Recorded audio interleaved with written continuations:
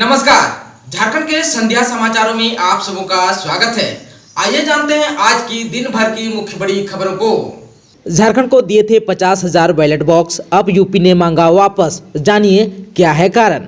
उत्तर प्रदेश सरकार ने झारखंड को दिए बैलेट बॉक्स को वापस मांगा है। पंचायत चुनाव के मद्देनजर गत वर्ष सितंबर-अक्टूबर महीने में पंचायती राज विभाग ने उत्तर प्रदेश सरकार से 50,000 बैलेट बॉक्स उधार लिया था, लेकिन बैलेट बॉक्स लेने के 6 माह बाद भी झारखंड में पंचायत चुनाव नहीं होता देख उत्तर प्रदेश सरकार अब बैलेट बॉक्स वापस मांग रही है।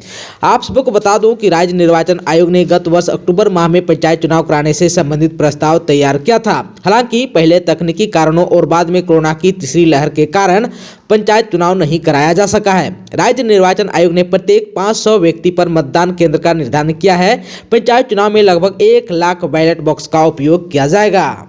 इसमें झारखंड के पास खुद के 52,000 बैलेट बॉक्स हैं। इधर निर्वाचन आयोग ने पंचायती राज विभाग को आवश्यकता अनुसार बैलेट बॉक्स की उपलब्धता सुनिश्चित करने का निर्देश दिया है। जरूरत पूरी करने के लिए नए बैलेट बॉक्स की खरीद पर भी विचार किया जा रहा है। हालांकि अब तक उत्तर प्रदेश को बैलेट बॉक्स वापस नहीं भेजे गए हैं। निकट भविष्य में पंचायत चुनाव की घोषणा होने पर उत्तर प्रदेश से बैलेट बॉक्स लौटाने के लिए थोड़ा और समय मांगा जा सकता है। मौसम विज्ञान के आधार पर झारखंड में 16 फरवरी को फिर से होगी बारिश। राजधानी रांची समेत राज्य के बोकारो, गढ़वा, पलामू, देवघर, धनबाद, दुमका आदि जिलों में 16 फरवरी को फिर बारिश हो सकती है। मौसम केंद्र रांची ने इसको लेकर येलो अलर्ट जारी किया है। इसके तहत 16 फरवरी को राज्य के उत्तरी और मध्य भागों में वज्रपात के साथ बारिश की संभावना जताई गई है। राजधानी सहित राज्य भर में बीते 24 घंटों में मौसम शुष्क रहा। सबसे अधिक तापमान चाईबासा का 28.8 डिग्री सेल्सियस रहा। वहीं सबसे कम न्यूनतम तापमान 6.4 डिग्री सेल्सियस गढ़वा का रहा। मौसम विभाग के अनुसार अगले 2-3 दिनों में न्यूनतम तापमान में बड़े बदलाव की संभावना नहीं है। इसके बाद न्यूनतम तापमान में धीरे धीरे वृद्धि होगी। 12 फरवरी को रांची का न्यूनतम तापमान 8 डिग्री, 13 और 14 फरवरी को 9 डिग्री न्यूनतम तापमान रहने की उम्मीद है। 15 फरवरी को न्यूनतम तापमान 11 डिग्री और 16 फरवरी को 15 डिग्री सेल्सियस रहने की उम्मीद जताई गई है। झारखंड में बुलेट ट्रेन का सपना होगा साकार। धनबाद से होकर चलेगी वाराणसी हावड़ा बुलेट ट्रेन, ये है तैयारी। झारखंड में बुलेट ट्रेन का सपना जल्द ही साकार होने वाला है। धनबाद वासियों को जल्द ही बुलेट ट्रेन का सपना पूरा होने की उम्मीद है। वाराणसी से धनबाद के रास्ते हावड़ा के बीच बुलेट ट्रेन चलाने की योजना है और इसे लेकर मंत्रालय गंभीर है। रेल मंत्रालय 7 हाई स्पीड बुलेट ट्रेन को लेकर तैयारी कर रहा है। रेल मंत्री अश्विनी वैष्णव ने विभाग को आदेश दिया है कि जल्द से जल्द निरीक्षण करें और डीपीआर तैयार करें ताकि इस परियोजना को जल्द से जल्द शुरू किया जा सके। झारखंड में शुक्रवार को मिले 206 नए कोरोना मामले, नहीं हुई एक भी मरीज की मौत। झारखंड में कोरोना वायरस संक्रमण के 206 नए मामले सामने आने के बाद राज्य में अभी तक संक्रमित हुई लोगों की संख्या बढ़कर 4,32,954 हो गई, जिनमें से 4,25,672 लोग संक्रमण से मुक्त भी हो चुके हैं। राज्य में पिछले 24 घंटों में कुल 50,420 नमूनों की जांच की गई, जिनमें से 206 नए संक्रमित मिले हैं। इनमें से 45 रांची से और 90 मामले जमशेदपुर से सामने आए हैं। वहीं पूरे राज्य में मृतकों की संख्या 5,314 है। भारतमाला प्रोजेक्ट के तहत संबलपुर से रांची तक बनेगा एक्सप्रेस वे। 120 किलोमीटर की रफ्तार से सरपट दौड़ेगी गाड़ियां।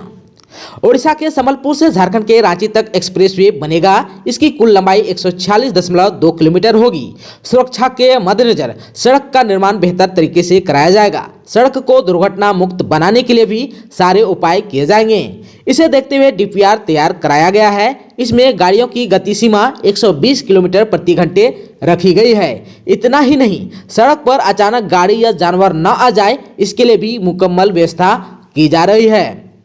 डीपीआर में यह व्यवस्था की गई है कि पूरे सड़क पर दोनों ओर 8 फीट ऊंचा गार्डवाल बनाया जाए। इससे सड़क पर अचानक आदमी या जानवर नहीं आ सकेंगे। वहीं जानवरों को सड़क पार करने के लिए अंडरपास बनाया जाएगा। यह प्रयास किया जाएगा कि सड़क निर्माण से जानवरों का मार्ग अवरुद्ध न हो। झारखंड में मैट्रिक और इंटर की परीक्षाओं को लेकर अब तक नहीं बना मॉडल प्रश्न पत्र, इस पर जैक अध्यक्ष ने कहा। झारखंड एकेडमिक काउंसिल की मैट्रिक और इंटर की दोनों टर्म की परीक्षाएं साथ साथ होंगी। प्रत्येक विषय में पहली पाली में पहले टर्म तथा दूसरी पाली में दूसरे टर्म की परीक्षा ली जाएगी। इस बाबत स्कूली शिक्षा एवं साक्षरता विभाग ने गत सोमवार को आदेश भी जारी कर दिया है, जिसके बाद मार्च के अंतिम सप्ताह में परीक्षा होने की पूरी संभावना है। कोरोना की वजह से बंद पड़े सभी स्कूल भी खुल चुके हैं। परीक्षार्थी तैयारी में भी जुट गए हैं, लेकिन अब तक टर्म 2 के लिए मॉडल प्रश्न पत्र तैयार नहीं किया गया है, जबकि परीक्षा के लिए महज 1 माह ही शेष बचा है।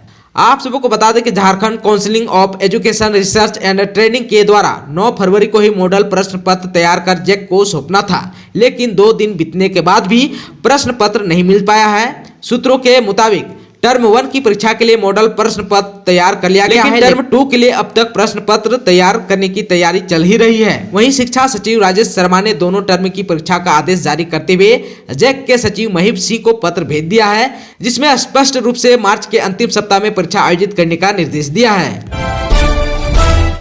झारखंड के 3000 बीआरपी सीआरपी की समस्या होगी दूर, अन्य राज्यों की तरह मिलेगा वेतन और सुविधाएं। राज्य सरकार ने अब झारखंड में कार्यरत 3000 बीआरपी सीआरपी की भी समस्या दूर करने की कार्रवाई शुरू कर दी है। राज्य के शिक्षा मंत्री जगन्नाथ महतो ने कहा है कि अन्य राज्यों की तरह झारखंड में कार्यरत बीआरपी सीआरपी को भी सेवा शर्त सहित वेतन और अन्य सुविधा मिलेगी। उन्होंने शुक्रवार को राज्य परियोजना निदेशक को अन्य राज्यों का विस्तृत अध्ययन कर संचिका प्रस्तुत करने का निर्देश दिया। जेएसएससी के बीएसओ नियुक्ति परीक्षा में केवल इन अभ्यर्थियों को मिलेगी उम्र सीमा में छूट, हाईकोर्ट ने दिया आदेश। झारखंड हाईकोर्ट ने स्नातक स्तरीय संयुक्त प्रवेश प्रतियोगिता परीक्षा में बीएसओ के पद पर वैसे अभ्यर्थियों को न्यायिक विज्ञापन के तहत आवेदन देने की छूट दी है जिन्होंने वर्ष 2019 में निकले विज्ञापन में आवेदन दिया था। इस विज्ञापन के तहत अधिकतम उम्र सीमा निर्धारण की तिथि 1 अगस्त 2010 के तहत जिन्होंने आवेदन दिया था वह वर्तमान में निकले विज्ञापन में आवेदन दे सकते हैं। जस्टिस राजेश शंकर की अदालत ने मनोज कुमार की याचिका पर सुनवाई करते हुए शुक्रवार को यह निर्देश दिया। अदालत ने इस मामले में सरकार को 14 मार्च तक विस्तृत जवाब दाखिल करने का निर्देश दिया है। साथ ही यह बताने के लिए भी कहा गया है कि उम्र सीमा के निर्धारण की तिथि में क्यों बदलाव किया गया और इसका आधार क्या है। जेपीएससी पीटी का संशोधित रिजल्ट जल्द होगा जारी, आयोग ने हाईकोर्ट से मांगी अनुमति, जानिए कब है अगली सुनवाई। 7वीं से 10वीं जेपीएससी पीटी का संशोधित रिजल्ट जारी किया जाएगा। झारखंड हाईकोर्ट में शुक्रवार को इस आशय का शपथ पत्र दायर कर जेपीएससी ने संशोधित रिजल्ट जारी करने की अनुमति मांगी है। हाईकोर्ट में इस मामले पर सुनवाई 15 फरवरी को होगी। यहां बताते चलें, पीटी के पूर्व में जारी रिजल्ट में गड़बड़ी का आरोप लगाते हुए हाईकोर्ट में याचिका दायर की गई है। अदालत से परिणाम रद्द कर संशोधित रिजल्ट जारी करने और मुख्य परीक्षा पर रोक लगाने का आग्रह भी किया गया है। याचिका पर सुनवाई करते हुए हाईकोर्ट ने जेएसएससी से जवाब भी मांगा गया है। आप सबको बता दूं कि याचिका पर सुनवाई करते हुए हाईकोर्ट ने जेपीएससी से जवाब भी मांगा था। आप सबको बता दूं कि 25 जनवरी को जेपीएससी ने शपथ पत्र दाखिल कर पीटी रिजल्ट में गड़बड़ी की बात स्वीकारी थी और 3 सप्ताह में संशोधित रिजल्ट निकालने की भी बात कही थी। केयू में सीनेट चुनाव की अधिसूचना जारी, नामांकन पत्र का वितरण आज से प्रारंभ, 28 को होगा मतदान, 5वीं बैठक 10 मार्च को। कुल्हान विश्वविद्यालय में सीनेट चुनाव के लिए अधिसूचना जारी कर दी गई है। विश्वविद्यालय की 5वीं सीनेट मीटिंग की तिथि भी घोषित कर दी गई है। यह बैठक आगामी 10 मार्च को विश्वविद्यालय में होगी। चुनाव प्रक्रिया आज से आरंभ हो गई है। चुनाव के लिए नामांकन पत्र वितरण का कार्य शुरू हो गया है। सीनेटर्स के चुनाव के लिए संबंधित कॉलेजों और विश्वविद्यालय पीजी डिपार्टमेंट में आगामी 28 फरवरी को मतदान होगा। मतदान सुबह 10 बजे से दोपहर 2 बजे तक होगा। मतदान के बाद 28 फरवरी को ही कॉलेज और पीजी डिपार्टमेंट में मतगणना होगी। शिक्षकोत्तर कर्मचारी प्रतिनिधि पद के लिए मतगणना 2 मार्च को कुल्हान विश्वविद्यालय मुख्यालय में होगी। झारखंड के चाईबासा में लगा 7 किलोमीटर लंबा जाम, 8 घंटे बाद आवागमन हो सका सामान्य। एम्बुलेंस, अखबार, दूध यात्री वाहन घंटों फंसे रहे। पश्चिमी सिंहभूम के चाईबासा में 7 किलोमीटर लंबा जाम लगा। टाटा चाईबासा मुख्य सड़क पर शुक्रवार रात 2 बजे से ट्रकों की लंबी कतार चाईबासा बाईपास से चालियामा रुंगटा स्टील प्लांट के बीच खड़ी हो गई। इसके कारण इस मार्ग से आवागमन करने वाले लोगों को काफी परेशानी का सामना करना पड़ा। शनिवार को एम्बुलेंस, यात्री वाहन, अखबार और दूध की गाड़ियां तक शहर में प्रवेश नहीं कर सकी। सुबह 8 बजे तक शहर की लाइफलाइन जाम रही।